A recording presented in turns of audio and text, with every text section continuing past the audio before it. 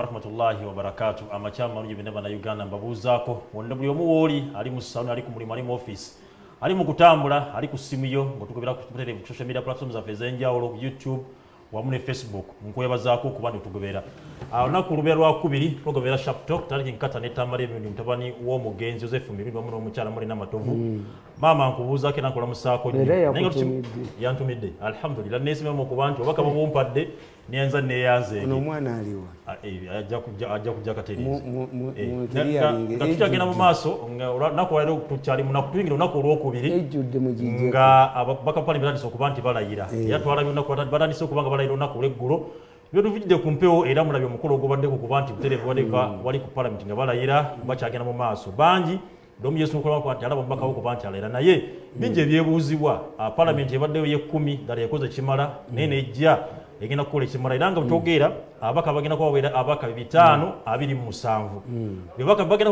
abaka baddeyo badde mu palamenti y'ekkumi badde 427 tongendeko abaka 10 balamba naye nga abantu bebuuza ebibuuzo bingi abaka obungi bwabwe bwetaagisa batukola bitwaleka okuba nga bikolebwa oba Tamale agenda kwatuwulira palamenti yaffe eno tuyamba ki nga bannayuganda newankubadde n'ensonga gyenjaga tusimbeko nnyo essira ey'okuba ndi walutalo lwa sipiika palamenti tuba okuba nga tumala okulayira bagenda kulayira ennaku zigenda kuba 4 paka ku lunaku olwokuna then wekiggwaawo sitting ya palamenti esogenda kubeera ennaku z'omwezi 24 omwezi guno gwennyini naye bajakutula wali ekkololo nako lwennyini olugenda okuba nga basobola okuba nga batuula genda okuba batondako ne sipiika wa palamenti omumyuka we era ng'ensonga eyo yatusobola okuba nga kikwako okuteeka ka NRM akaseeke katoba okuba nga kasalawo ku nsonga eyo era ng'embyanyi wakati nnyo w'omukulu olanya wamu n'omukyala Rebecca Kadaaga olanya n'ebigenda mu maaso tabimanyi amuteeringeyo naye maama wange yakutumidde nnyo alhamdulillah neesiimye maama okuba nti yantumidde maama n'agamba nti bwe banaalumba dduwa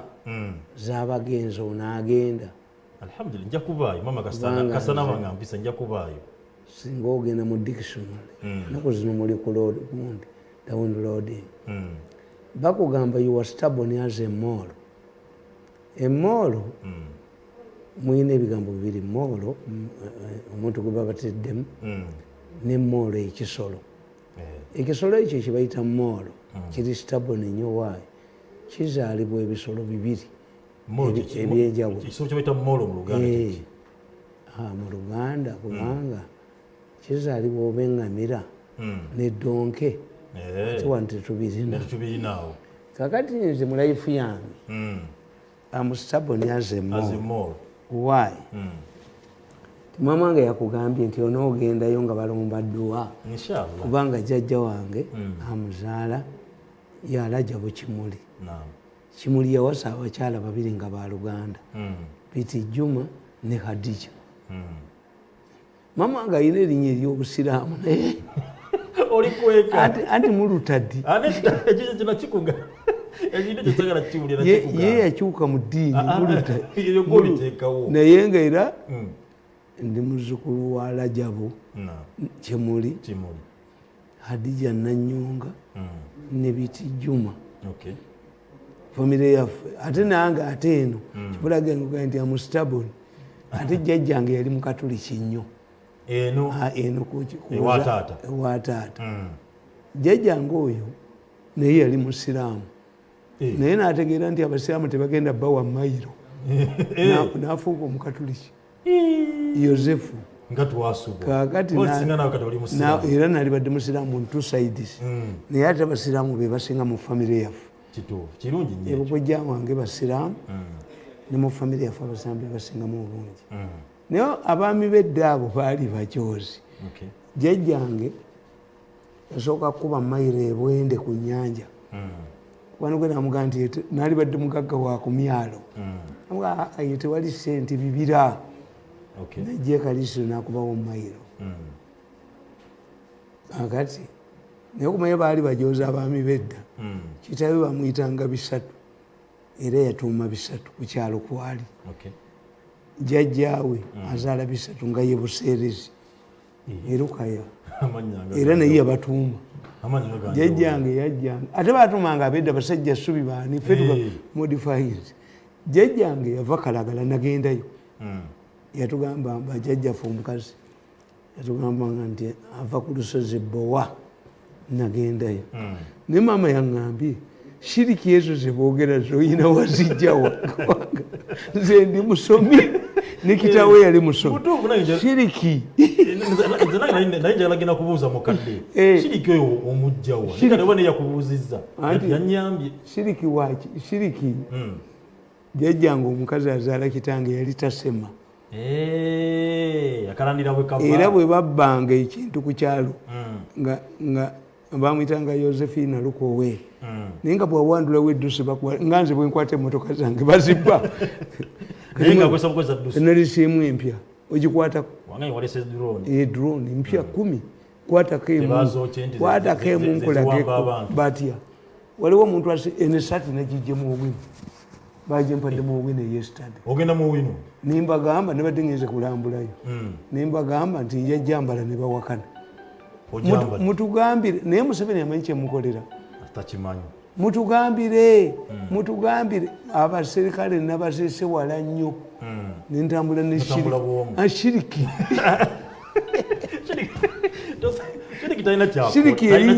shiriki erinnya ennyonyi nalikubye bano ewatali shiriki bano abajozi bano yinza bakube ewatali shiriki tekisi kyangu anti shiriki eyange esingule mukama yakola si shiriki yani yakiŋŋambye olwe yaŋŋambye pasita gundi bwejengo yagamba naye Katonda ajja kukuwa ekyomuliro toyinza kuddya amaanyi ga Katonda ge yakuwa noga nti shiriki mukama yakuyamba si shiriki ago maanyi ga Mungu nabadde mu owino eggulo eno nendabula ekisaawe kimwali mugamba nti mutandi waffe tasobola kikola mukyakolako kisituse in fact ebyo byali badde ebimu ku bintu Museveni byali badde alonkinga ku myaka 35 kakati olwaleero saalituuse tugenza okunywa amafuta muye amafuta nze ngeegulira ugifaako ki gubuliko omugwago wamagitwa this one is stupid because a person amanyi gyendi would know tekati ndi kuki ndi kumpewo that one is stupid babagenda ne babagamba bayina ebizibu byabwe n'ebizibu mwabalonda kakati today nyinza okugula amafuta mu kifo kya diesel bataddemu peteroli yes it exposes government that I buy my own fuel kituufu kibulaba nti abantu bagamba who pays the piper controls the tune kati omfugira kweki I don't have a government naye wegulya amafuta inga egulira government gyogera ogifuna muki oba kiwali abantu bagenda bali banya amafuta olumu gabaayo olumu tegabaayo this is a different government olumu gabaayo olumu tegabaayo nze wegulira gago nze siri mugundi wanga mutayagala free things zigwe ebintu I don't believe in free things no kakane nkugamba nti emmotoka oba enebaayo bateebeeyo naye nze bwenzize neninya booda omusajja aganye omusajja azze okunywa amafuta aganye yamulabyeko abadde wa motoka yazze kunywa amafuta agambye gwe nina okutuusa booda bagitomera otufeeko gwe tuyina ulanali wange akoze ekikolwa ekyo motoka neeraalira mu kkubo nti amazzi biki kakati the guard omuserikale agibeeramu yali tayinza kulekawo motoka nalinnya boda namundu wa military police balimu babiri mba ndi ku luguudo nga nyimiridde musajja nayimirira mutabani wa Alifadulu naŋŋamba mbadde nzize kulaba kukula byetaagisa nkulabe ku TV are you here sina gundi he drove me to the TV station. That is very good. Yes. Kaboni karaga kibulaga kyekyo. Anti kindaga abantu banjagala nnyo. Why? Nzenze kanze nasigala. Gwe njagala ombuulire. Omuntu ayogerera mu 7 ayina following gyenena. Gwasobola okubandi batwalako afunye obuzibu ku kkubo. Yes. Basobola okubandi bamutwalako. Nti ogenda mu owino asindike kisakwali nyeko mu owino bamwasa omutwe. Ono omukazi nze namubagobedde. Mu owino yali yepanka nti weri tumwine. Eri tumwine ba agent bankubira essimu. That woman does not belong to us. KCC yemukozesa balimba Museveni temusolooza bw'omuwino bo bazisolooza abadde akwata obukadde 3 nga buli minisita alina akakadde kamu naye nga ye Museveni bamukoze they are inciting the population against him. Abantu bandaze omukwano nti kankubuulire they want to kill me. Tumukunde yabagamba if you kill that man I will expose you. Okay. Ne baagala okunzita professor n'abagamba that man you see there you underrating him he's a bridge between us and the opposition. Bwayogera kati kuliko bameka kati kwebali ono Dr. wa Museveni ono omuwala bamuyitaani ono omuwala bakusaasira balina abantu bennina in spite of the resources they are available. Do I have a budget? Museveni ampa budget sirina, but I know I'm a dog who hunts for self and master. Kasita ofuna ekyo abantu ne baba nga bakukkiririzaamu emisaatu ya muwino. Yes, kakati kankubuulire nti in many cases nabagamba ti Jesus yatunulira abayigirizwa be nga beebase n'akomamu emirundi eki n'abagamba nti mwebase. Yes, they were asking him because they were not seeing the unfolding event. Tiagenda kuonika kalaba agenda kola kino yali atidde Jesus tiende kwenu mukama lwaki tojenzijaako. He knew the unfolding event. That's why Yesu yagamba Simon Peter, Simon onjagala emirundi eki namugamba mukama wange gw'omanyi nti nkwagala kati if Museveni asks me onjagala he knows what I do for him without any facilitation. Sina facilitation sina budget sina ki naye kinyambye sifugibwa sagala mulimu gwa gavumenti kubanga singa obaddewo ebyo alinedde ono omulenzi alinedde ku mutwe omuko tasobola agane nkugamba for you discuss symptoms but not the real problems. Okulayira kwa president tekutegeeza kufuga gwanga. Omulwadde tebasobola musibula mu ddwaliro n'afa. Osose nakulayira kwa president mmanyi kugenda soka na kadaala. Ante wulira. Kulayira kwa president. Oli omusajja babali bamuyita Lusensiko. Yali Romania. Waita omwezi ogwo ng'afunye 99%. Tebamutwala.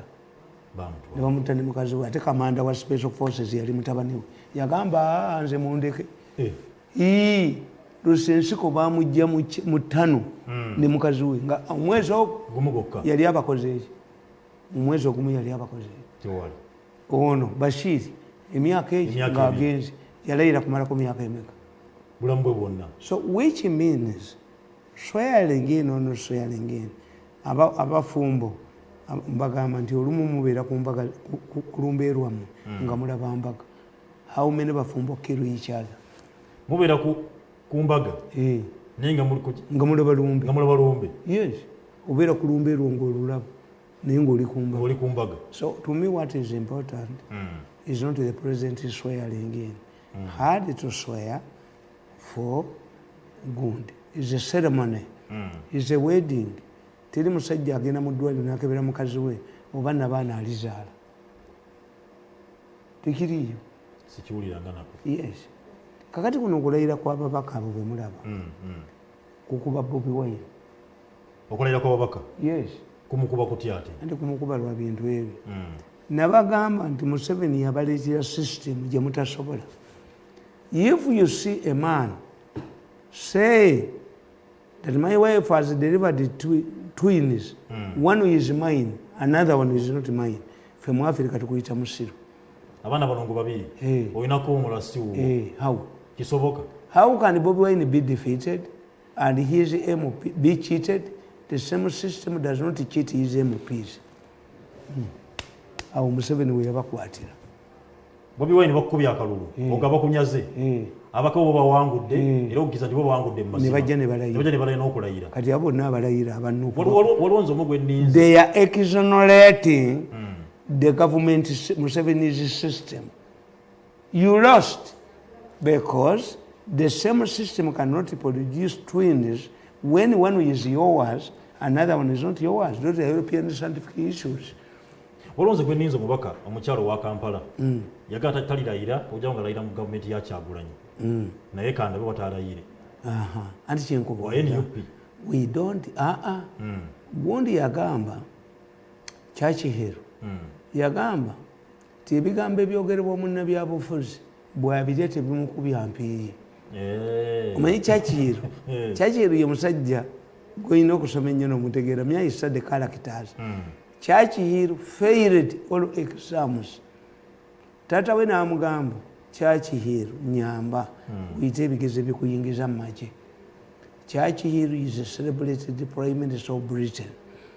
John Major yasoma by correspondence was senior 4, but he was once a successful Minister of Finance in Britain.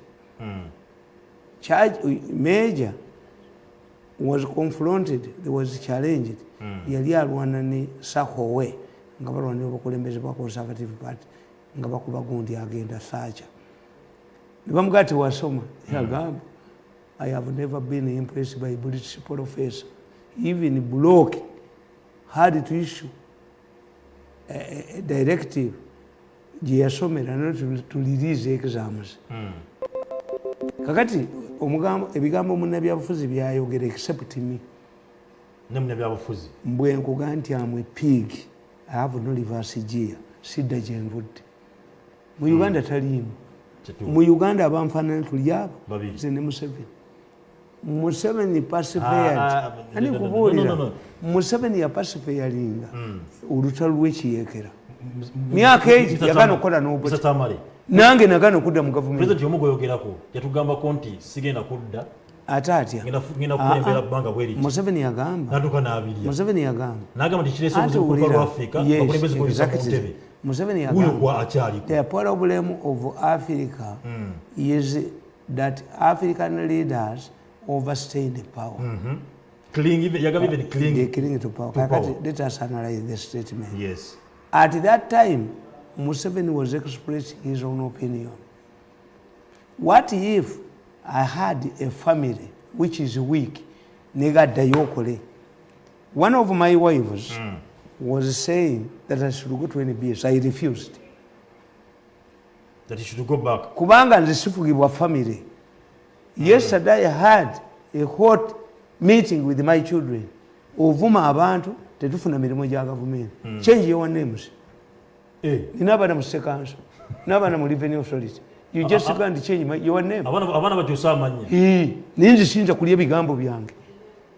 I'm a pig. Kakati Museveni is not like me. Revolutionary political parties discipline their members. Museveni was expressing that opinion as an individual. Museveni is now a property of NRM. Tukulonzo kwesimbawo irrespective tachesalirawo. That's why when Museveni took power, he went to Kawempe and bought a bed. Yali azzeyo okugula eky'abaana kino tekikaddiwa. The moment he became president, he became a property of government. N'engalo ye yonna ekanga abantu.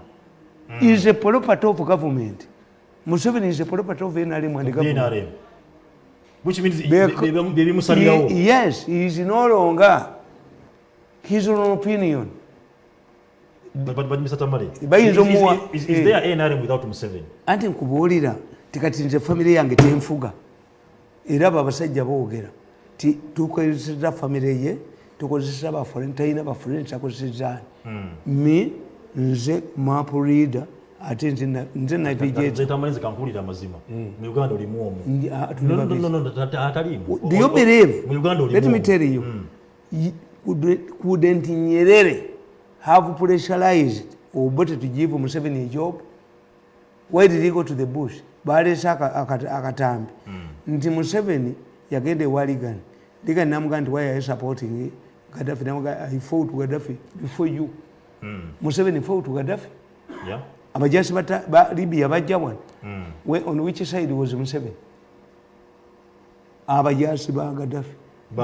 babakubira katonga era Gaddafi bwagenda yajja wano the last time n'agenda Mengo ab'Emengo nga baagala omukuula babbe kakati Gaddafi era Nabagereka yaliwo Nabagereka nga wali omunoonyi wa ssente kakati Gaddafi yabafiira mu ngalo ab'Emengo kakati Gaddafi ab'Emengo bamubuulira nti ogenda kugulawo kiri ekipande katonga tiye bakuwadde ne katonga medo tiye tomanyi nti Abalibiya we babattira ab'Emengo be babuusa Gaddafi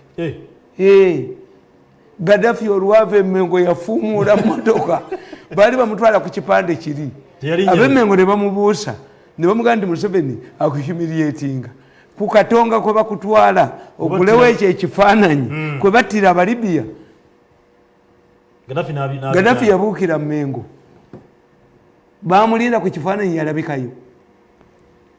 So Museveni is correct. May I analyze people? Kakati mmwe mbabuulira ne mbagamba nti you see any serious person the problem you have your professors bali ba sente they fear tebasobola kwogera mu Uganda nasigala muogo I don't want a government job, I don't want to be an MP, I don't want to be a minister, and I live a simple life.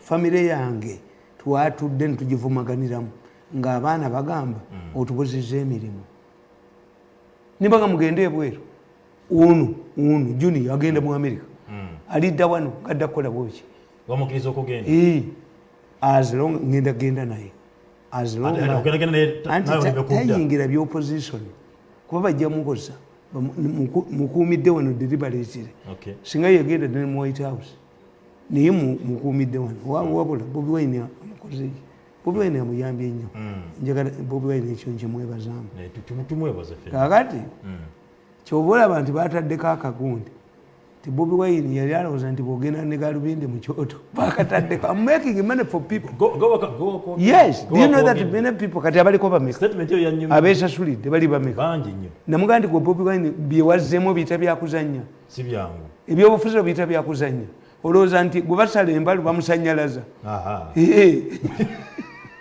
kakati mbagamba and if you had professors of political science and psychology bali babuulidde the situation prevailing in Uganda, any serious person consider Libya, consider Yugoslavia, consider Zimbabwe. The situation is you are heading to these three countries. Uganda is famous thousand. Yes. Why? Let me explain. Gaddafi yafuna international isolation like the one we have. Gaddafi navuma America. They are rats, they are what, they are what. Nganga mukono gwe yakikoze. Kakati abazungu bagezi nnyo tebakalaba gwe wekka. And they design how to overthrow government by a prevailing situation. Batwala we Panama bakuba Gaddafi waliwo omusajja we Haiti ye yabagamba n'obaga nti mukuŋŋanye emirambo gyonna egy'abafa siriimu tukolemu obuganga baba America bamuggyako. The person who knows the Americans is Uhuru Kenyatta. Humbled himself, went to the ICC. Yes. But bali mu kuzoom. Mr. Tamale. No, I'm explaining. Kakati Gaddafi bamukuba ne badisooyinga ebintu bye naye batisikoni n'amubuulira ne yeekweka ne batanada deputy daughter we. Kakati ne bajja bafuna situations bbiri. Russia ebyo nabyo Rwanda mu Syria wano Russia teyinawo n'Abachina they can give you money to organize a function but the Chinese have never died anywhere. In spite of their numbers, the Chinese don't die. Ne Hong Kong anti kugambi waliwo balabyewa walabye mu China alwana ku lutalo overseas. China has avoided the war for 70 years. Ali ku bizungirizi naye ku lutalo talwana because China is a continent. China ina abafere communist party kati yababbi kabaka president wabwe kabaka ono president bamufuula kabaka mu buwanga bw'Abachina buli lwasa omukazi omulungi aba wa Kisirani is only their president now who is married to a beautiful woman. kakati nze nkugamba ti Gaddafi yakuba bamukuba Reagan yamukuba n'asurvivinga era yamuyitanga Reagan Reagan Reagan kakati Gaddafi n'akuba Panama n'akuba ennyonyi y'Abamerika yattira mu Bafalansa debris zafoolinga Scotland kati Gaddafi n'afuna omukisa. The Russians blocked all available channels to give Europe gas mu winter, severe winter, n'abasaba gas. Some European countries were collapsing. The British ne batuula ba mirundi baayo. Can't we rebrand Gaddafi and get access to gas, cheap gas? They rebranded Gaddafi kuba batambula n'amawulire gaabwe ne bagamba ti omusajja baforcinga Gaddafi na negotiating. The people who negotiated who saved Gaddafi, Museveni and Mandela. Yes. How? Anti bali bamutadde fitu ogende Libya twayitanga Tunisia no fly zone. Kakati Gaddafi bana ne bafa mu malwaliro ne bakola Gaddafi n'afuna omukisa nga the British were looking for cheap gas and the alternative was Libya. Their former Prime Minister Tony Blair became an advisor of Gaddafi. Gaddafi was rebranded. Gaddafi compensated omuserikale wa traffic gwe bakuba amasasi from the Libyan embassy in 1983. Traffic yali akulembera demonstration. Gaddafi even bought a house.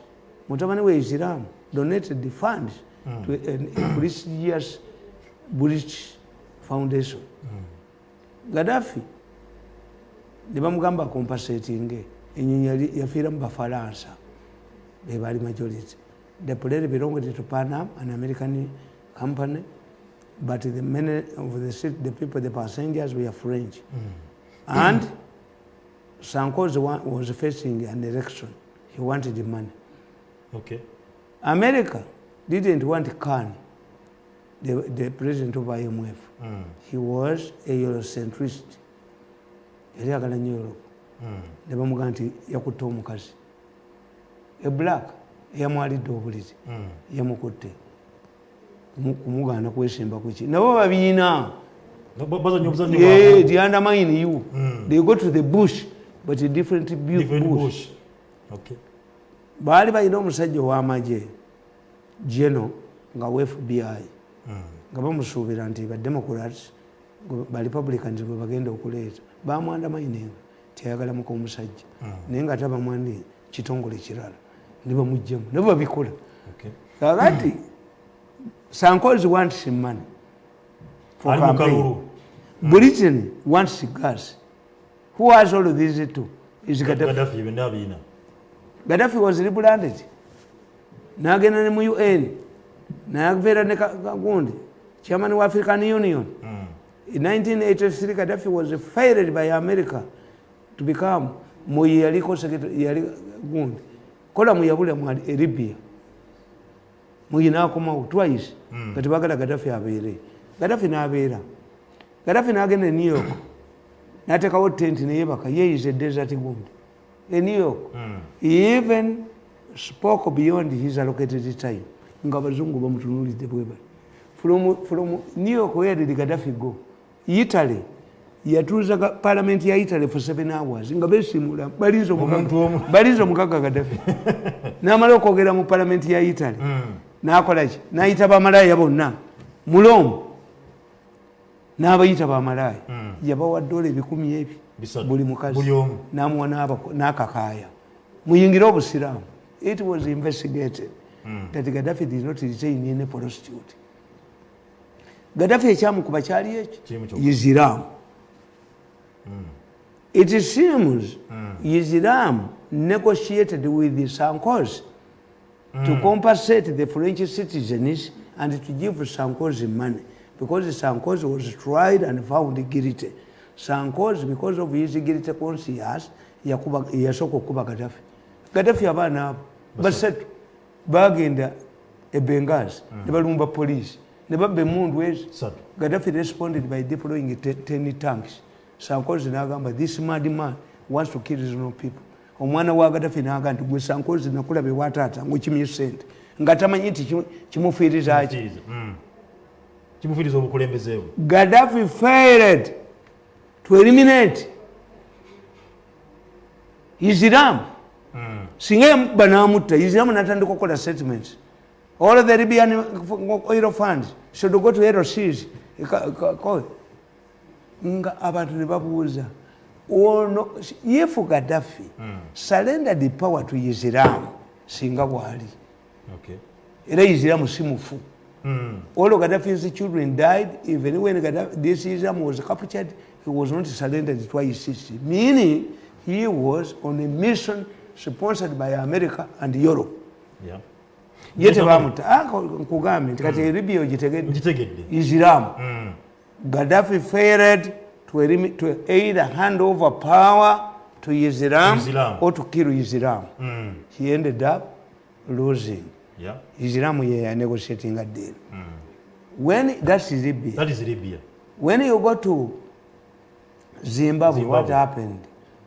Omukyalo oli eyali vice president wa Mugabe. Bawe ye yalwana olutalo. Bamutira ku faamu ye. A vice president could not provide ambulance omuliro gwamwokeza. Nga Mugabe omuko yavuma ame commander. Do you know that we can demote you? Omuko bamunoonya baleeta omukoba ekyatuuka ku muka Mugabe mu balakisi yakimanyi kati sitaani yakimanyi okwepanka ku magye. The reason in Zimbabwe was this is what is many commentators don't understand. Olutalo lweruweru lwamala emyaka etaano, the shortest in history. Kitegeeza and abagenda mu nsiko baali baana bato. Why are they still here? Mugisha muntu yali wa myaka emeka? Who served 9 years as a commander and is still around? Tinyefunza yali wa myaka emeka? Gundi Mbabazi yali wa myaka emeka? Tumukunde yali wa myaka emeka? Which means the people who went to Luwero are still around. They're still around, yeah. They can be silent, but they're still around. Can they allow Lwabogo to take a power? Lwabogo ayagala power. Can they allow him to take a power? Cheche Zimbabwe. Omuko yavuma. Omuko yavuma. Omuko ne yerega. Omuko ne nazala we ne berega. Bawamba buyinza. Because the fighters, the Mnangagwas, the other man who was a command, could not surrender their revolution to Inuka. Bawamba Mugabe. Kakati nkugamba. Nti Yugoslavia. Look what Yugoslavia politically. Waliyo Tito. Tito alinga muyite Museveni. Tito yali ava mu Bakolesha. A small tribe in Yugoslavia. Not the Serbians, the Baganda. But the Serbians had also their man, Holohimu Kaira. The Serbians who dominated the army, the Serb army, the Yugoslav army, supported Tito, like Baganda supported Museveni. When Tito died, after 6 years in power, they said, let us have a rotation of presidents for 2 years. Buli muntu afugeko. The arrogant Serbs said the coalitions should wait for 36 years. The first country to be declared, I think it was the French president who declared the coalition. Coalition became independent. If we cannot rule, we can wait for 36 years as Abasabu ne babagamba. You are free to go for independence. Why? But wali enyumba y'omusabu wonna waffe. What if the Banyankole today say you are free to go? But every property wali enyumba y'omunyankole waffe. What happens? This is what happened in Yugoslavia. Okay. The Serbs said, because they were, but before Tito died. Tito Yalimesa Red Army to go to Yugoslavia. Yugoslavia is divided into 4. When I see Baganda have gone, Baganda, the indigenous people, the Baganda have withdrawn from this government. Yeah. In Baganda, when you see Baganda voting illiterates, they are preparing for a riot. A riot. Buganda buli lwogiraba nga abagezi ba Ameria kyambadde baani babasudde. They are preparing for a riot. Kiba kivumu. Humiliation. In 1966, Mayanja Nkanji did not chair the Stomero Chieko that first declared that the central government should leave Buganda soil. It was done by somebody unknown. Ekiteeso kyaleetebwa Lwasamayinja. Ekiteeso Lwasamayinja kyaleetebwa unknown man from Rakai, from Kochi, even carrying to himself. Mayanja Nkanji told them, I'm a lawyer. If you chase away the central government, or better we receive an opportunity to hit us. Okay. Bamuno akakasajja ka mutima, and interestingly, my guy is from the Mutima. Anti nkubuulira nkugamba. History repeats itself. Yeah. Kakati Mayiga is demanding money from Museveni. Nga kibi. Otumeta Buganda tebanja. Anti ebanja bakajiwa mmeka. Buganda ebanja. Anti Mayiga amanye ekiri mu government. Kakati Busoga. The Chabazingo of Busoga is supposed to be an aide of Museveni because Museveni gave him a job. Did you see Chabazinga as the function? No. Swearing function? No. If Buganda goes and Busoga goes, are we not moving to Yugoslavia? That's why Mwemba Gamba. Timulinga Banu. Abalaba Jesus Yabagambanga. Me, I said these things why? Because I know I said them in a good face. Okay. Nobody will arrest me. But I'm tickling your minds. I'm tickling your minds to understand the situation. Yeah. Which situation are we having? Nabaganda Museveni ayinekeze. Museveni ekizibu kyayina si kyabazungu, famire ye.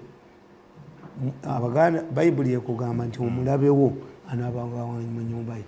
Nobody is causing trouble in this country nga talina Luganda na Museveni. Abatamanyi eggwanga bona. Yes. Olinganga nti President Museveni yalayiridde bwere. Anti nkubuulira negamba, nkubuulira negamba. Fe Abaganda tulina engerezi to describe the current situation. Having analyzed what happened in other countries, I move to my final submission. Okay. The Baganda have 2 proverbs. Omuganda akugamba, semusota guli muntamu. A snake in a cooking pot. If you hit it, you also hit the cooking pot. You will not, because it was not easy at that time to manufacture many. Abawumbi okuwumba entamu wagirabako. Entamu enganda. Nga egira kuba kire. Don't you? Do you know why the Chinese have invaded our swamps? Bajjayo nsonzi. Ensonzi zirya bbumba. Abakazi balya bbumba. Amagumba. Bazitwala waduka. Gwera bamubya abachina babya buli wamu wano. Kakati nkugamba. Muganda says that nti mukongumbi alira ku lujjo. The manufacture of ports alira ku lujjo comes out of a broken pot. Kubanga everything this muwumbi manufactures is for sale. Yeah. Omuganda naga nti musota guli muntamu. You hit it and you hit the cooking pot, you don't cook. So waiting the snake to uncoil to get out of kubanga omusota guno gwajjanga omusota guli cold blooded. Gujja kuwulira bugumu. Yeah. Yes. Era gwezinga nnyo mu baana munazaalibwa n'omusota you are stupid. Omusota gujja ne gwezinga mu mwana okufuna ki? Okufuna ebbugumu. Kati abantu abasinga obujja bagamba munazaalibwa n'omusota you are stupid. Kakati omuganda kugamba nti semusota guli muntamu. Museveni alina omusota oguli muntamu. Agukube entamu eyateke oba alinde omusota gugende tajja kulya. 2. Omuganda tells you nti a wild animal survives if it is a totem. Muganda gamba kisanga atakitte embogo yasanga Mukwenda mu Lwera. Mukwenda was one of the powerful Baganda Saza chiefs. So on his way to Masaka, he came face to face with the buffalo. The buffalo killed most of his people. Why? Mukwenda belonged to the buffalo clan. Yaita sobola jita. Kituufu. Netulugunya ne ba embogo netta abantu bonna be yali nabo. Mukwenda could not kill the buffalo. Yeah. Because Mukwenda belonged to the buffalo clan. Kakati Omuganda explains the situation we are in. A snake in the cooking pot.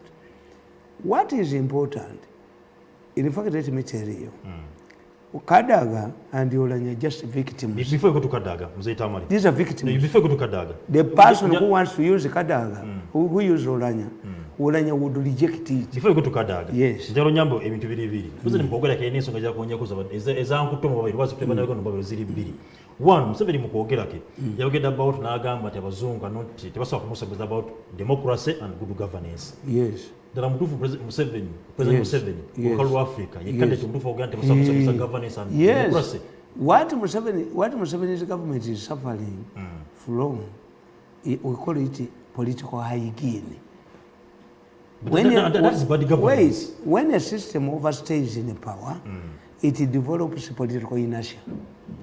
Museveni ekimubonyabonya ayina omuntu atawanya government ye kwatasobola kwata embogo esanze Mukwenda mu Lwera. All of these issues you see, abo bonna nabagamba nebakuba n'omwana wange ti Besigye yalimba kandiho n'alimba n'Owaiso ti abaana ba Bobi Wine Nuubu baagala okwokya ekibuga. They went to Museveni. Besigye yabiyiya. Besigye mukwata mukuba akatambi. Besigye mukuba akatambi. Mukuba akatambi leti Besigye challenge me mukuba akatambi. So Museveni was deceived. But Museveni said, oba bazzukulu bange baagala okwokya ekibuga, preempt them as the leader would do. Mubakwate, mubateeke mu centers tubasomesa. Museveni says, you deal with the authors, not bano bebakozesa. Abaana abazzukulu bange bakozesa. Mubasomese mubawe ne sente bagende bakole emirimu. But somebody Museveni cannot touch. Yateeka abantu be mu kitongole mu special forces ne bakoleramu ebikolobero. Where did Sai get all of these photos? The damaging photos they have. And inside, embogo yasanga Mukwenda mu Lwera. Mbogo mu gavumenti ya Museveni mulimu embogo naye Mukwenda tayinza gikwatako kubanga Mukwenda yeddira mbogo. I'm telling you. President Javudina alaga nti yamali miaka 16 mu nsiko. Yes. Nga kyemutala mu nsiko. Kulanya democracy and good governance. Kankubulire. Emyaka 16 yamalayo. Anti president. Jamuyamba ki. Kubanga bina byagenda mu nsiko yamutala mu nsiko. Sasa babikola mu government. But tusoma international relations. Batugamba. What the president talks to his local or domestic audience, it walanga bikulu. Yes, he has to say that he's in charge. But do you see abakwatanga abantu mu kibuga? He arrested them. I told you, the government is negotiating with the Nuupu leaders to get nalabye ngababukedde bakubye Nalweyiso taliimu mubateesa Nalweyiso taliimu. Nalweyiso is not part of the negotiating it. Aja mpinga kubanje wagoni obwabukedde ne bulyoka buyogera ebyobusiru. So is the president defiant? No. We got violence. Museveni sacked the command of the special forces. Birungi. He's not like Obote, who was defiant. Museveni moved in. The mistake he made was to bring his son back into the local gun. Kakati olokuba oli ayagala obusikati Holocaust akuba muhozi namuteekamu abantu. This is where the problem is. Ebyo nebiri mu parliament. Is Museveni aware? Embogo Mukwenda gye yasanga mu Lwera gyatasobola kukwatako. All MPs who are swearing now have been allocated 20 million shillings to celebrate to organize parties Museveni azina ngani azibawo embogo eri munda muli Paulo Muwanga ndi amala okulayira yes ni abi atenze agenda kulaka baga anti nze tebansobola kubanga enkuŋŋaana zaabwe nzikwata Museveni code tumwebaze n'amugamba tumwebaze I know you are reviving the fellowship be relevant nabadde simanyi kyekitegeeza but somebody explained it to tumwebaze nti relevant if you are irrelevant when a leader tells you nobody yakyogera n'amin you are either in a grave you are in a prison cell or you are in exile tumwebaze panic it but on embugu yasanga mukwenda mu Lwera is still organizing meetings has allocated 20 million kadagaba mujjeko kakati that's where the problem is kani Museveni kani mukwenda kirwe embogo ngate mukwenda yeddira mbogo if you talk about good governance gomino sibudu kandi waliwo sanction ezakubide stopping Uganda officials wona abakungu bewalaga bali kuweza kuzuula because for you baweleza kuzuula is that good governance anti nkubulira Museveni je yewonera mu baweleza kuzuula yajimanyi baweleza kuzuula media eriroddawo is only me media mwenda bamuwa 3.5 billion media bayiwa 10 billion. Let's go back to Museveni as good governance. Government how does Museveni get information? Through intelligence. Bajo wamba. Clog it. Through newspapers. Bazikula. Is me, miso. Mr. Tamale, what if you want to buy omulenzi ne mwaso. Andi kubudde ne gamba. How does a president get information? Nkugambe anti nze sigendayo atenga mukwano anti nkugambe the president has provided me with the security the president has provided me with a vehicle I don't know whether he is aware ti emotoka teri mu mafuta I pay for my fuel ekyokusatu Museveni azimente bantya nti okujjako pulogulaamu zange z'abalema that's enough ampadde ebintu ebyo bisatu survival yabagamba nti if you kill that man I will dig deep and uproot you era bwe baba boogera mu meeting yawedde bagamba we should not shed blood why but yanza okuzita babatta oyo omulenzi bane bamuwasa omutwe so it is up to Museveni to solve this puzzle of mukwenda and the snake in the cooking pot. But he's saying good governance ajimani. Museveni tomujigiriza good governance. Yajja wano Museveni lacks people to explain. You have a vibrant parliament. Njagala ombuulize ku mulembe gw'Obote 1980 to 95 who was the chairman of PAC? Under Commonwealth rules, the parliamentary rules, the chairman of PAC comes from the opposition. UPC tesobola kikola. Okay. Yes. Two, if Museveni, if gerrymandering eyanankabirwa, my problem is nina omu ku bakyala bange yazaala abaana abo yakugamba quality is better than quantity.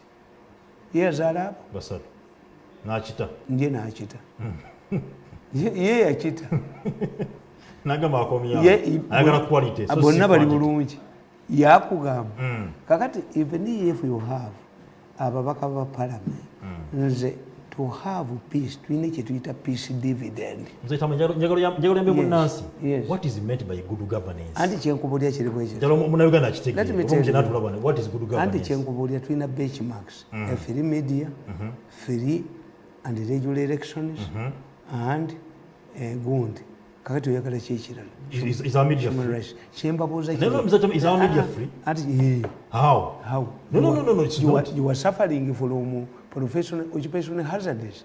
Tell me tuve wano tell me a journalist who is languishing in the prison for doing journalistic work tugende mujeyo tell me one nobanga tali ono muvuko ono embwobu bwa italina kyekola oyo akavubuka akali amba mawuli nobanga tali kokola wa kokosejja kokola kakola mu lupapula kisibayi bakaitania why are so many restrictions I defend journalism more than that but that idiot He gets only European money. Tell me a journalist who is languishing in prison as you celebrate the Freedom Day. You are talking about occupation. Tell me, I will tell the president. Amakage nafumbamu ninayo balamu bange. I can get audience with the president. You tell me where we can buy tear gas that covers where it confronts a journalist. Tell me where we can buy bullets that those occupation hazard. In fact, it's because of failure by people like Nabakova. If I was in Nabakova on Media's Day, I would get the report. How many journalists have died in doing their work? Monsignor. How many journalists are in prison? Uganda does not have a single journalist languishing in prison for doing journalistic work. Aliwa.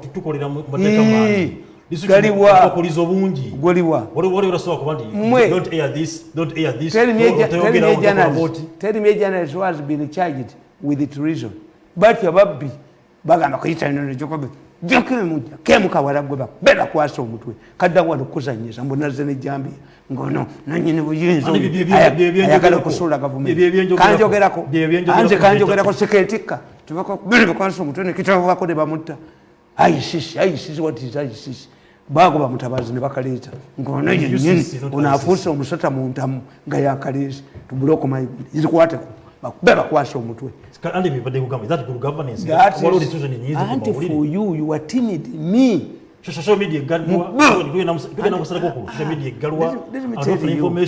me tell you. The president is receiving bad advice from your people. You call people? Do you know how much money? Do you know how much money government lost? Get the internet. Yes, anti kakati lose anti chenkuulira nti abo bamukolo obubi nga ndi mawulire nga nze minister nyiza n'okugalawo. What are they saying that I cannot demolish? Tell me an opposition person what he can say which I cannot demolish. Putting aside the nkubidde magogo esimu kumacha ne mugandi magogo banno bakutwala mufufu magogo ngambi fufu efugibwa mateeka ni magogo nangamba nti minister Morocco angambyewa angambye Morocco nawe walala nanga nti Morocco the minister yakulira fufu yakulira ekibina kyayo ky'omupiira and has given me another country where an equivalent of Mukahanizi is the chairman of fufu. Why should an equivalent treasurer a gundi Ngamukahanizi ayingira mufu fufa omupiira kati wafuuka business. This is why the Chinese abantu bonna batunulidde ekintu kibu. There are two people eyeing China. The Catholic Church is eyeing China. If 1 billion people convert, China in 40 million people, Catholics. The only problem is that the Catholic Church in China is controlled by the Communist Party. Bishop Bakanari Paparonda is not recognized by the Vatican. Recognize it. To another person who is eyeing the Chinese is FIFA. If these people, Museveni yigiriza abachina okunywa kahawa, bayite bamunywa. If the Chinese can join soccer, they are training because it is money. America is training because of money. Kakati the moment bali angambi chengeza ko kugamba okimanyi. He has defended his position. He says nti amateeka agafuka fufa sigawan. If they are challenging me, I can quote examples. He has told me about Morocco. Has also given me another country which I have forgotten because I was angry about this Mugundi. But he defends. Why doesn't Museveni have defenders? They are humiliated. Yes, whenever Africans get challenges, omukulu talabwa mukamwa lwaki oyina omumu lwaki tolaba mukamwa ng'oyasana. Train people who can defend counter. Nebo bodi ya Mirundi n'omuteeka endu n'oteekayo gundi ono mwala bamuyitani bakusasira abo type yaabo mbakuba ne bateeka ku ttaka Era nkugamba, if I join the opposition, two things will happen to me. They will shoot me, my head, oba minzani ija kwewanika. Opposition ebirengeri waggulu nnyo. Ngandala. I reform the opposition. Kubanga nze sikkiririza mu coercion. Put good governance aside. Bwe kyenkubuulira, ani yali azze wano n'enjogera ekigambo n'anvuma. Era baddamu ebyo. Mutamiivu muki? No. Okutamira si issue. Yeah, true. But have you responded to what I've said? Nti I've said, when you look at Libya, Gaddafi failed to contain Islam. When you look at Zimbabwe, the same. Mugabe's wife, Omuko, yavuma mekamanda. Tusobola n'okukyusa. Bamutwala nekadu bindize. When you come here, yes. Tuyina aliwo. Atayogerwako. Tuyina embogo nga mukwenda atyo gikwata. Tuyina Paulo Muwanga. Let me tell you.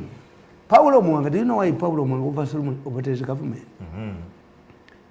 Muwanga, I think, he wanted to rule the country. Okay. But he knew that he had to bring Obote back and undermine him. When Obote came, Paulo Muwanga became vice president and minister of defense. Obote could not have entrusted Paulo Muwanga with the defense, but Muwanga had become the chairman of the military commission. Nga Museveni ye vice. Muwanga did not recruit Baganda from Mutukula through Masaka. Then he gave Museveni an opportunity to begin to Kampala. Museveni saw Muwanga quarreling with Mugwisha on why they were not recruiting Baganda.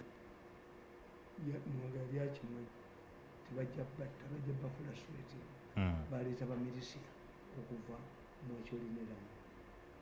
time Museveni yali abasinza amagi. Kakati Obote realized nti Muwanga had to be tamed. Naye Lwakasisi proposed to Muwanga. Why propose to Obote? Why don't you appoint Muwanga Minister of Finance?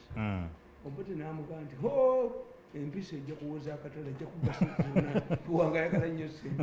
Kakati Obote n'agamba Obote in the 60s enjoyed the quarrels in UPC because those who were quarreling used to come to Obote as a father. This is why UPC split into groups. UPC Science, UPC Syndicate, Gaya Mwankole. UPC Science yali yawo. Anti Mwankole, Gabayina Biri. UPC Science yabasoma, ne UPC Syndicate. Gabayina UPC Nkomba, ne UPC Mfungulo. Ngabo ba Mwankole. Abanyankole. Bayina UPCs. UPC Syndicate, UPC Science. UPC Nkomba and UPC Mfungulo. Jinja yikanga kamuli. UPC Buganda. Obote consoled himself. Ours is a part of ideas. But Chiyika. Kakati Obote nayagala tutemu Muwanga. Gundi ulisi Lwakasisi tabawandikidde kitabo akoze bubi. Lwakasisi became Minister of Tourism. Nagoba Muwanga munene mansa. Nti bajagala kugirehabilitating. Eyo gyolaba enogunga Sheraton kyali kisiko nga tusobola kuva ku Speak kugenda ku Sheraton nga bakwatirawo abakazi emisana tu. Era bwe NRM bwe yajja mu buyinza twaluyitanga lujja nga banaire Bulwarizi baleeta omwenge paka abasajja lwe batandika okukwatirawo abakazi nga batamidde emisana tu. Eyo Imperial emitayimbwa gyaliwo era bwe baali bayisa ssente nga bano bafati bwali badduka ekkooti y'embalala empale kabaale aliyingira Rwanda nandawe anti nkubuulira kakati Obote bayisa ssente mu parliament okwo Meriton ngayo Sheraton bagiyita Meriton. I know why the DPM MPs don't want this money to be passed because it contains the name Meriton. Ne Meriton yali mu nseko ng'Obote ye president.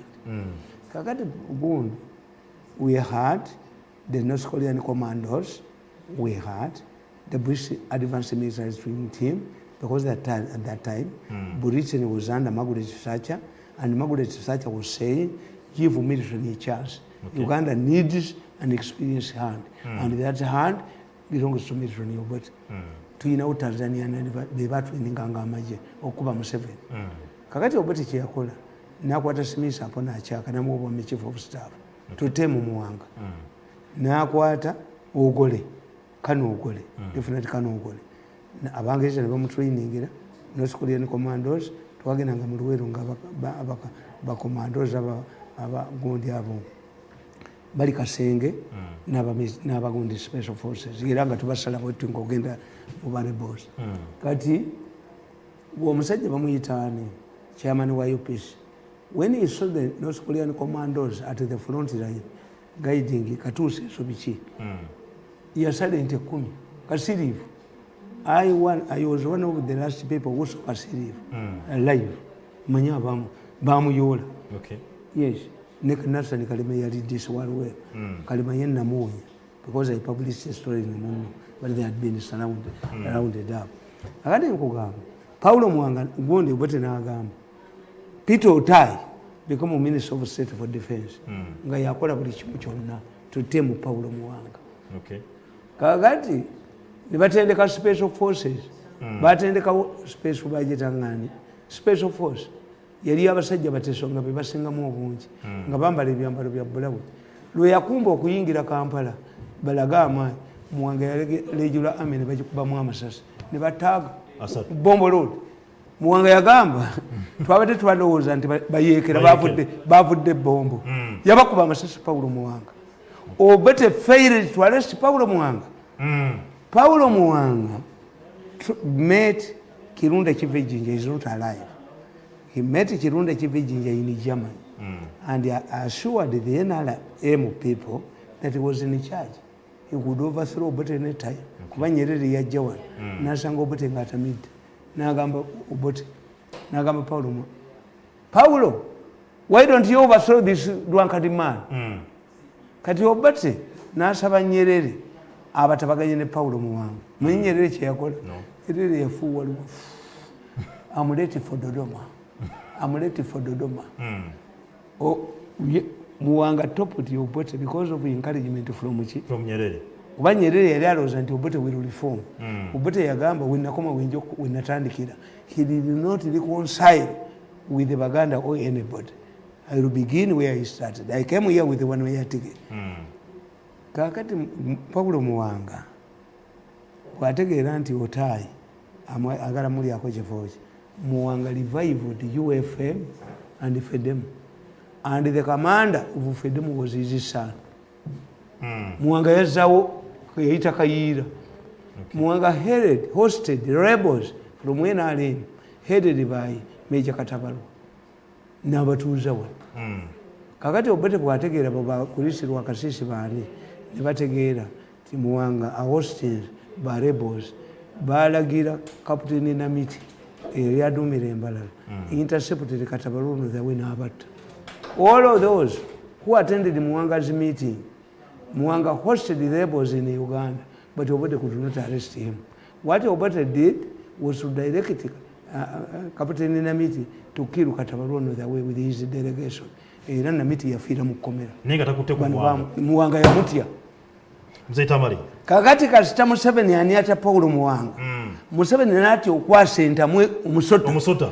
Museveni n'atya okkuba embogo kubanga wa mbogo mukwenda kiyiise. Alayiridde bwere. Kubanga ne meeting zikyatuula era bagenda okugenda ku platform yange olwaleero oli embogo ekyatuuza meeting ne chairman era chairman batudde mu meeting chairman ne bamuwa million 200 okuwa bakaba parliament kati yalina sente mmeka akwata million 200 ya Museveni alowooza mbu embogo ajja jikkiriza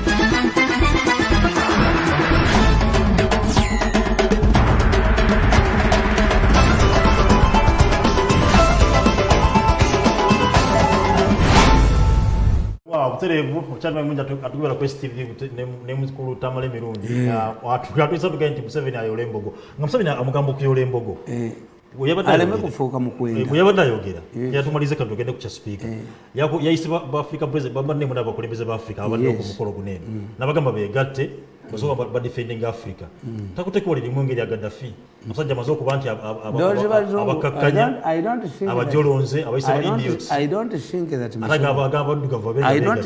Museveni is underestimating the European power. No. What Museveni is saying, you cannot panic. These people, your people, must know that you are in charge. Abana bonna ku kyalo bwe babakuba baddukira wa taata waabwe gundi ankubi. Kakati Museveni cannot panic. Two, we am not see these Europeans invading Uganda. No. They need Uganda. What they need is to understand nti mulimu malisi. Tibbalaba muhoozi nga z'okusikira birungi bamuteekamu abantu Besigye propose n'abalimba n'alya ssente bano ne bakuliyetinga. How many cases have we seen Europeans targeting Americans targeted in Iraq Chinese embassy because of poor intelligence? Americans have bombed the civilians for poor intelligence. Yes. So it means that this government, me, I'm happy, we get people like the Avalis, we get people like Kutesa who are known, we get our diplomatic coup. This front can be solved. Why? I'm not seeing any future violations of human rights. What the government should do? Three things. One, fill the vacant post of chairman of Uganda Human Rights Commission, because this is a constitutional auditor of government.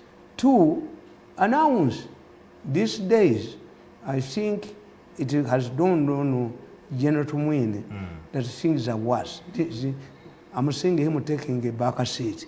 He's no longer making abusive statements.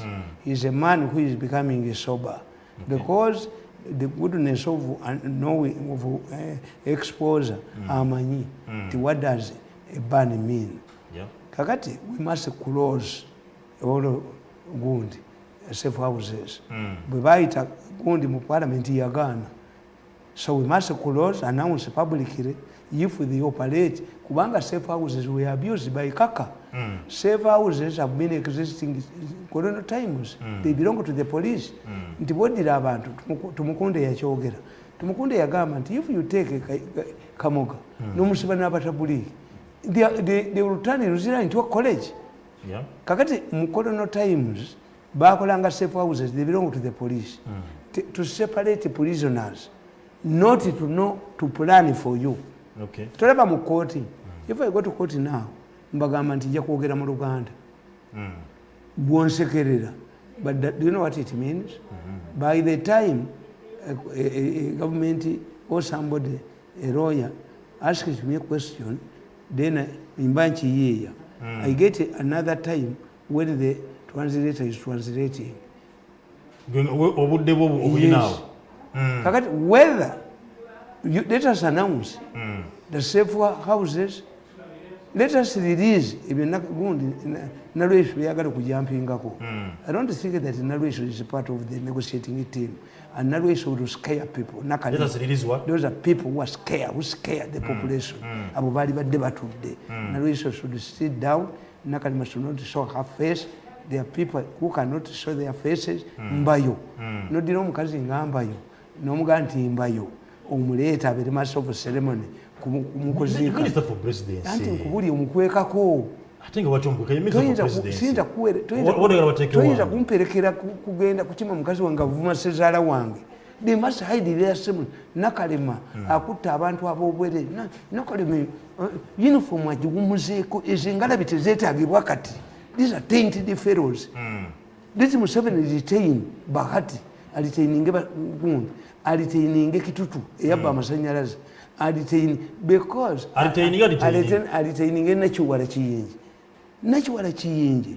Youth, by the time of Bigirimana left the ministry, yayina a successful youth program nga bawola sente. If I can tell the Museveni abuze Bigirimana, that immediately Bigirimana left. Tumwebaza teyajiholoving bokulya sente.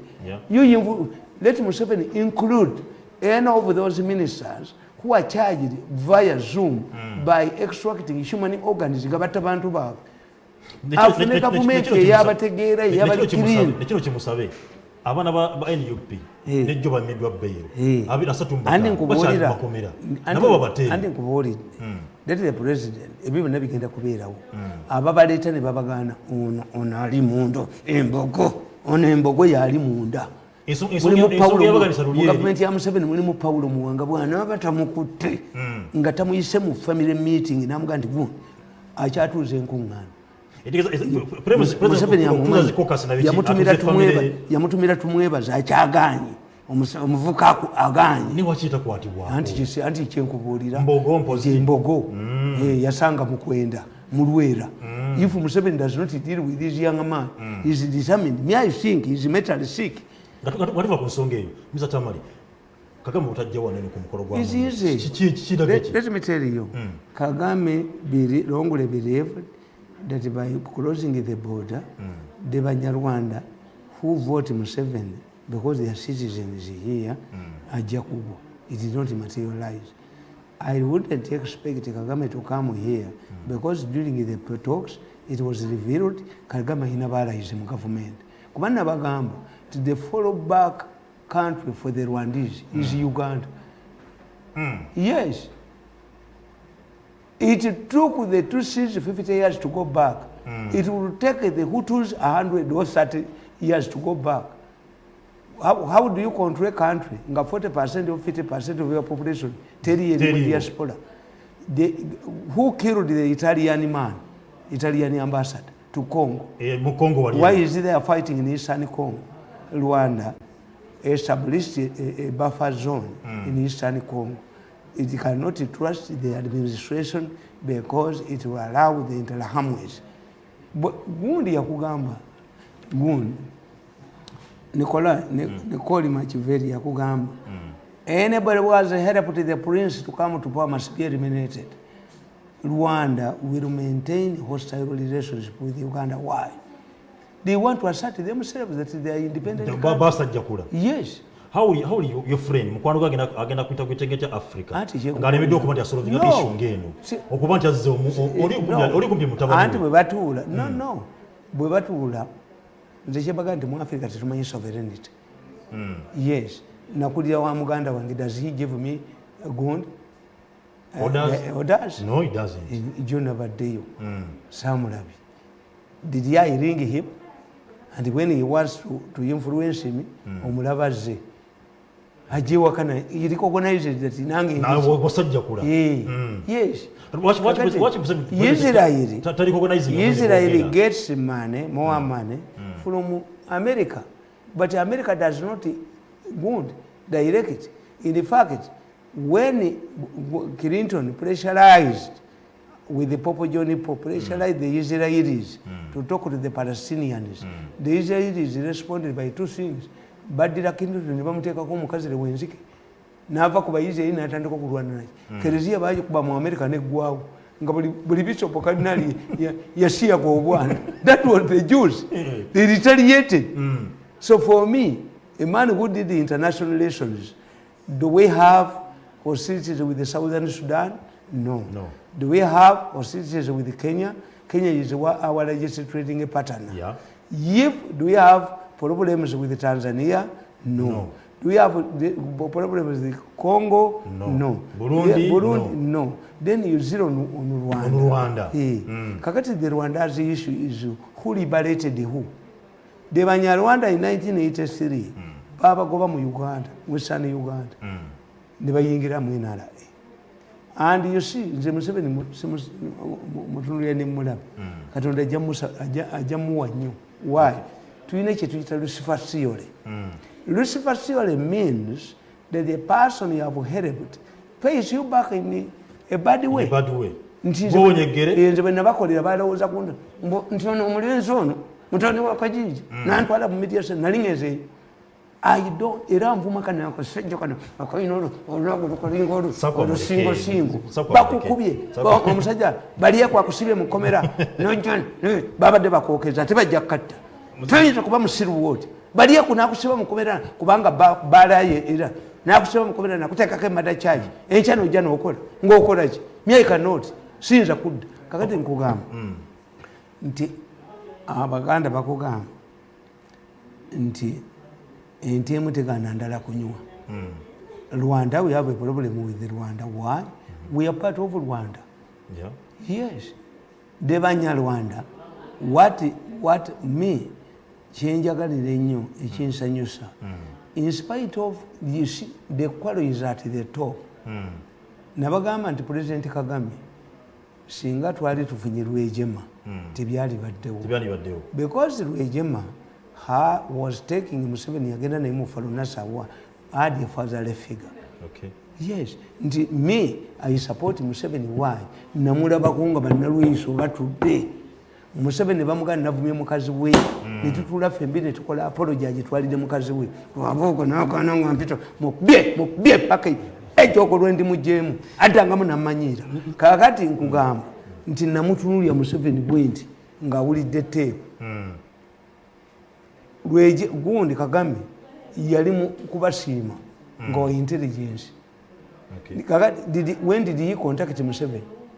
Bano balwejema bandi the mistake the government did nti balweje bano babayingana badokita bayingana bano babuje bwe batalwejema ate nabano babata. Okay. Yes, it depends. Kagame yerwanira olutalo lwefu lumuziro. Okay. Ensonga njatukwale ku nsonga ya Kadaga. Lwaki lift eri awo bitu lwaki otalubungi amanyi gavuddeyo mangi ku Kadaga nawandika akatabo kange kubagenda ku speaker. There is no problem between Kadaga neseke kuba nti yetuula nti Kadaga aveewo ono omukulu. Let me tell you, namuwulidde ng'ayogera oyo omukulu nannyini nsi namuwulidde ng'alina chairman. He is saying he doesn't want Kadaga. Why? They are going to make amendments. Where? Bagenda kuzaawo term limits. In the constitution. Museveni bamukwatireyo. Bagenda kanti omuntu tafuka gwanga nga 85. Okay. Baguza age limit. Yes. Ono omusajja omulenzi oyo wants to eliminate would be potential candidates. Abamufaananya kuba Mbabazi n'amala akomawo bagenda mufuula wa bigere. Mbabazi ayinza okukoma wano agenda kukola ki Kateekayo yakola ki Lazaro yakola ono omwana abakubirawo ekyeso fwe butoto tukikiriza kubeera ku muntu bagenda okuba Mbabazi bajja kuba Mbabazi ono omwana nga Museveni kyamukutteeko is determined namuwulidde ekiro has been chairing meetings ne chairman. Okay. Ekitegeeza takuba Kadaga ye yagamba Abaganda tuli condoms tuli for business. He wants era yakugamba nti pulani y'okuleeta olanya nti amagye ganawamba gavumenti gasobola okuleeta olanya nga ceremony yo president speaker akwata power ono omwana Museveni ejja mwekulira anamutya oyo mami tayagala Kadaga bati baliye mukuba butambi adduke anzita alabe abambala kino kulibamu bamutwe bagwasi nange nina ba allies mubambala kiraka otugamba waliwo pulani y'okubata amagye kumba gavumenti esawa ye bwalowooza kyapulani ye kyapulani nga Museveni tagenda kumalako and is an insider bayogera nabo yakutte $220 buli mubaka wa parliament. How much money does he have?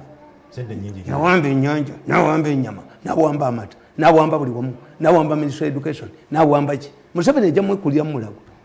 Museveni bw'atamukwata ku nga Gaddafi bwe yali mukwata ku Islam anti nze mukwata amutiringi yu mukwata nga ayogera eggulo yagambye mbu fitises kakati nkugamba nti bano baludde nga bakikola. Museveni we bamuzanyira bakufateninga bakugeza kube tukikola mu takisi ti mu takisi tudya ekimotoka ky'amanda tukiyitamu kakati Kadaga sigwe gusoose okumufateninga nkugamba wano tine fasiledi bamufateningako ne muhozi bamufateninga naye ngono omulenzi ono Isiramu embogo mukwendo gyasanze mu Lwera ate ate anankola ki mukuba obutambi bwennyina nga ddoboozi lyegenda ku gogo.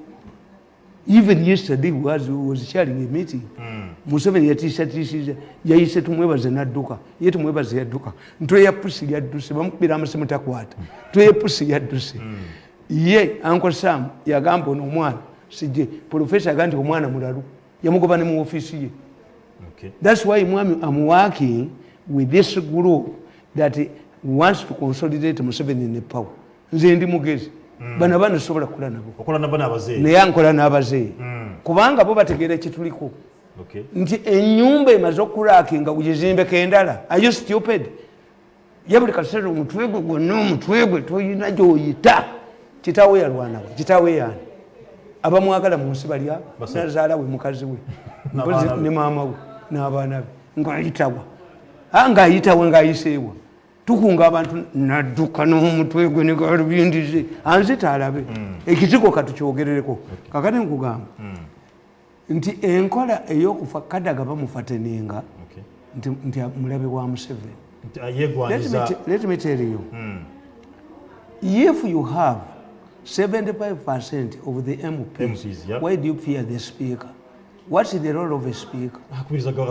Yes, you can bring a private member's motion provided the government agrees to sponsor it. Yes. Kakati kadaga abalidde kuki ono omuvubuka yayagala okuba buli muntu naye bwekyojoga wejoga mwana yanjoga naye nze tansobola nze nashiriki yange nsiri muntu olumba oluli mutta luliva kunze ate nyinza omukuba ebikomwenda nomukuba ebikomwenda munyonyi ngaawulula bebikomwenda bwasukabatabebikomwenda bwasuka nze tansobola wano mu Uganda nti wali wansobola gwereeta essasiro likuddire teri agenda kukuba ssasi neritamuddira.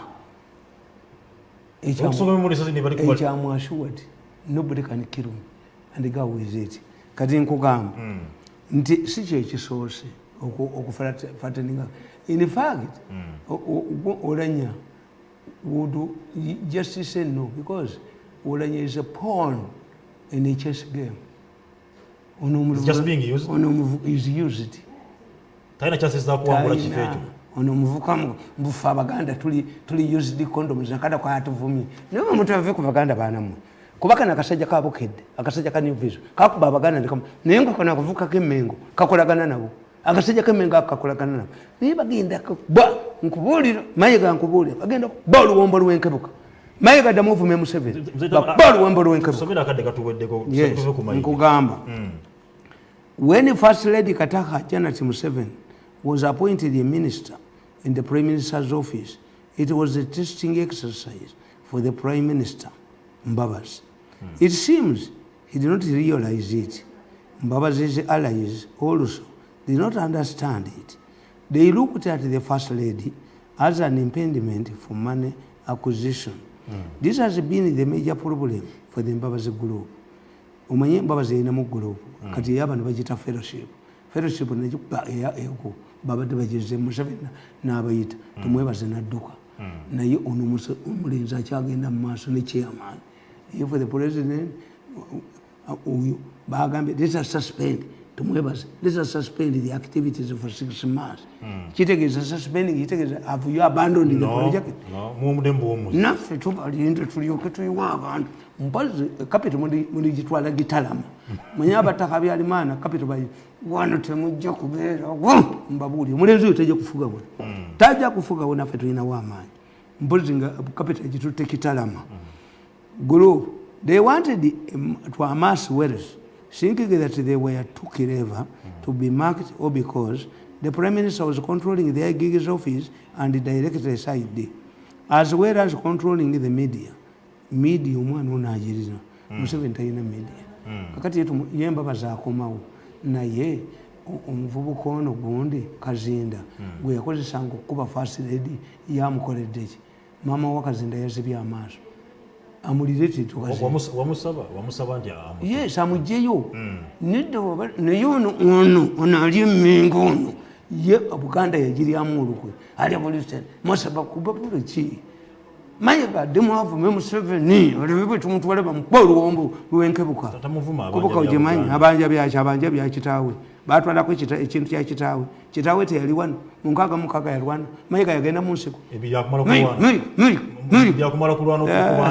aleme kutumanyiira yagenda n'ajjayo gundi loziroize enkadde kyali kitegeeza ki omukazi bwakoma naga nti wayi kyenkimye ekyasigadde mu nnyumba yo kiki entebe zotwala nti nedde kiki kyotwala nti kyapagoonya twala nti kitegeeza obufumbo bufudde omusajja Mayiga aluuya n'ogenda ewa Museveni nga kyobanja oyise enkadde ate n'ogamba nti obanja naye mulenzi gwe lwaki towummulako Katikkiro wa Buganda yagenda e Bungereza n'agamba Queen n'amugamba nti nkolere ki ndi masanyalaze n'amazzi baamutta naye kati buli omu kyaliko naye Mayiga mu bintu bye waleka ewa Museveni ngomanya yeya kugamba nti Mbabazi yalowooza Museveni yatega Mbabazi because yamuwa first lady n'agenda as a junior minister Mbabazi tiyategeera nti ali ku test. How will you treat the first lady my wife if you become a president? Teyamanya nti ali ku testing kakati kana akafere kana akesironko kagundi ako nekagamba nkugamba nti the prime minister was controlling the IG's office and the directory the oyo gundi oklo naye akola ajja kukwatibwa akola alikwatibwa as well as controlling the media eno media omwana eno yagiina they could easily cover their footmarks. Former Prime Minister Professor Apollon Sewambi confided to me that the First Lady was one of the most disciplined ministers in the Prime Minister's office during this time. Secondly, they looked at Brigadier Muhoozi and the First Lady as their biggest rivals in their quest for presidency. This explains why Robert Kabushenga's armchair opinion polls at this time and the presidential candidates always featured the First Lady. Oyo yali wambabazi oyo akasajja wajja nakaveera ojja kuddayo nakaveera Kabushenga yagenda ewa Paike mu stoke senjulifu Kabushenga nakuba Abaganda n'abamalawo nakuba wa St. Lawrence nakuba Bujingo nakuba naye muganda wange okudda Sironko oligifumula aliyita Aluwa Kabushenga okuyingira Sironko okimanyi nti ye wakooli musajja mugisu mbu mutabani wa Paul kusimanyibwa Kanoni Kabushenga tumanyi nti pulezidenti yakyala e Bugisu n'alemera ku microphone bamulabe Kabushenga ye wakooli naye akubya Abaganda n'akuba Byandaala n'akuba nze n'akuba Mukasa Mululi n'akuba Bannasali n'akuba kekukumye bwe kati Ssaabasajja Kabaka amuwadde obwami abumuwe tulabe nedda Mayiga badduka emisinde ne Mayiga batunulya bubiina bw'abakazi noono omulangira wa Ssajja buli emisinde batunulya bubiina bw'abakazi mujjayo sente Mayiga ne Kabushenga noono wa Ssajja badduka batunulya bubiina bw'abakazi badduka batunulya nedda amuzeemu amulonda alabe. Assalamu alaikum warahmatullahi wabarakatuh.